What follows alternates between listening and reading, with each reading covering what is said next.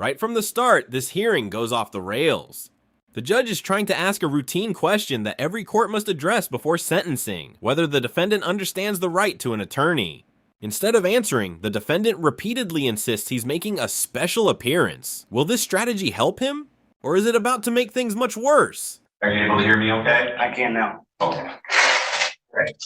This is the date and time set for a sentencing hearing in this case. Mr. Kuhn, you're appearing without a lawyer today, is that correct?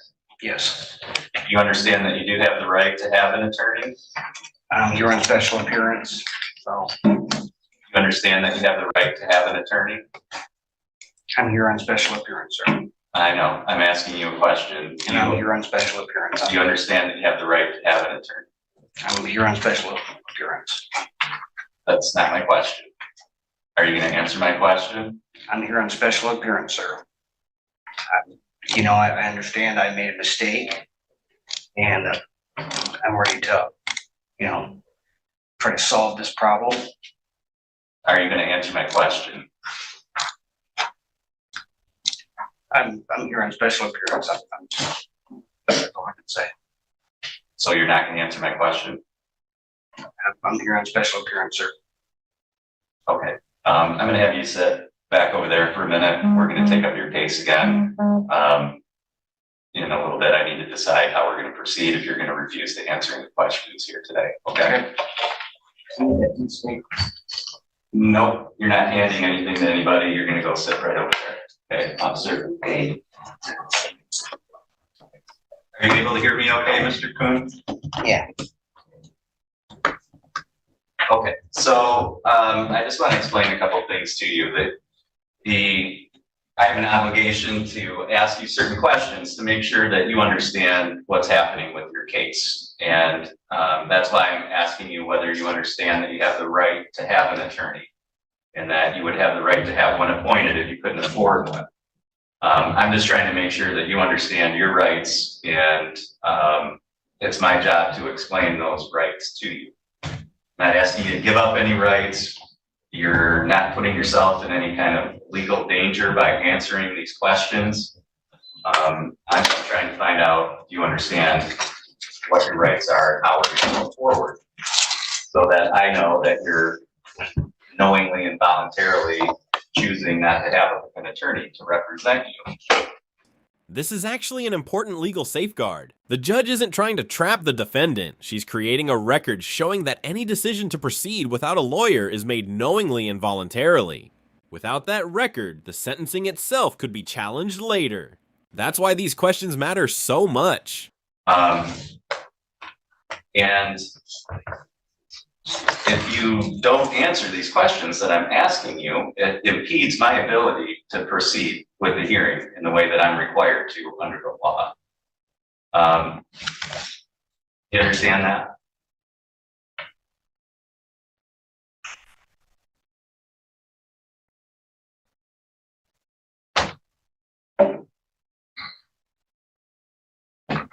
How to answer that. All I know is I was told, when I've read and stuff, that I'm here in special appearance. What do you think that means? I'm not contracting. If there's no corpus electi, how could there be a crime? Okay. Do you know what that even means? There's no injured party. What you're saying? If there's no injured party, where's the crime? Okay, well, first of all, a jury found you guilty, right? And that, I'm stepping They in. found you guilty of assaulting, resisting, or obstructing two police officers. Right, that's what happened. I'm here on special appearance. Here's the turning point. The judge has been remarkably patient, explaining the process multiple times. But every courtroom has a limit. Refusing to answer basic procedural questions can prevent the court from doing its job, and that's when contempt of court enters the picture. Do you think the judge has been patient enough, or should she have acted sooner? Okay. If you continue to refuse to answer my very simple questions just about whether you understand what's happening, And if you continue to just give me that answer, which doesn't make any sense and doesn't have any legal effect, no matter what you read or what other people have told you, then you're impeding my ability to proceed in the way that I need to under the law. And if you continue to do that, my only option is to impose a sanction on you until you do answer my questions.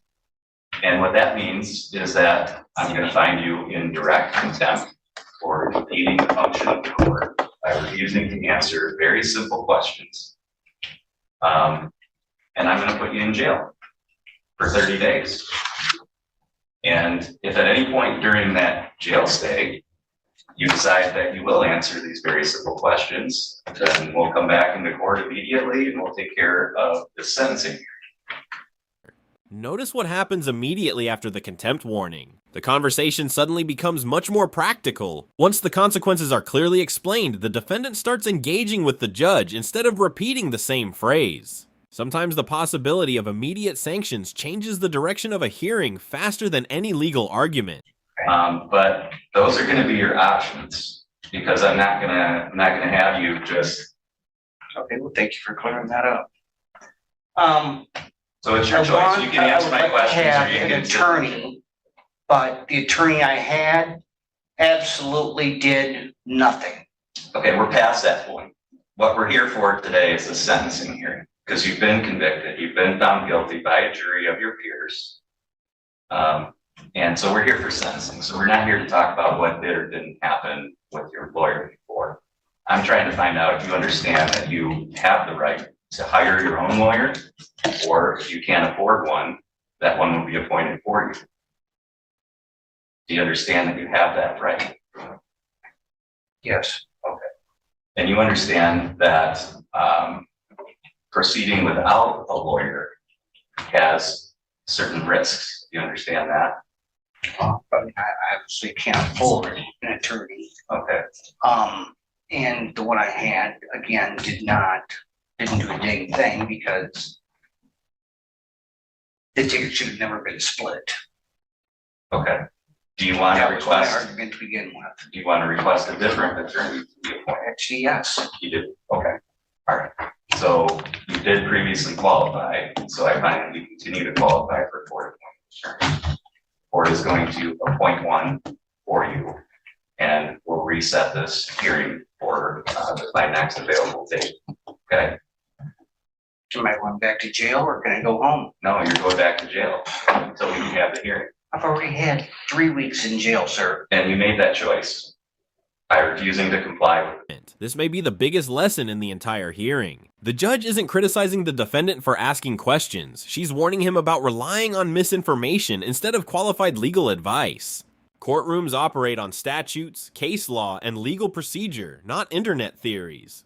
That distinction can completely change the outcome of a case. Pre-sentence process. That was your choice.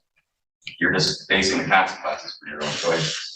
And if you have people advising you to take this ridiculous stand and make these statements that don't mean anything to the court, they're giving you really bad advice. And they're not the ones paying for that advice, you are. And I think you need to start listening to a lawyer who actually knows something about the law and not what you read on the internet or what people tell you because they don't know. And you're taking their advice and you're paying the consequence for their bad advice. They're out doing what they want to do. You're the one who's in here in jail. So I would suggest that you start listening to a real lawyer and not what you read on the internet or what people are telling you who really don't know what they're talking about. So that's the way we're going to proceed. We'll appoint an attorney to represent you at the next hearing. And when will your that bond be? is going to continue to be revoked until that time. What's that? And when will that be? As soon as I can get it on the schedule, probably about 2 weeks. Let's go, any record. No, I'll let Mr. Thompson know that he was a side counsel so we can get somebody in there quickly. That's all for this hearing today.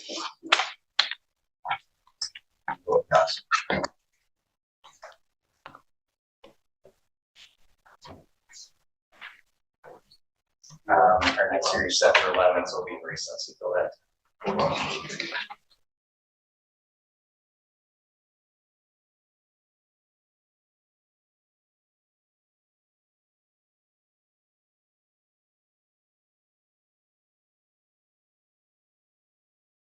In the end, this wasn't really about the phrase special appearance. It was about whether the court could legally move forward while protecting the defendant's rights. The judge ultimately appointed new counsel and delayed sentencing to ensure the process remained fair, even after a difficult hearing. What do you think? Was the judge incredibly patient, or did the defendant create unnecessary problems for himself? Let us know in the comments below.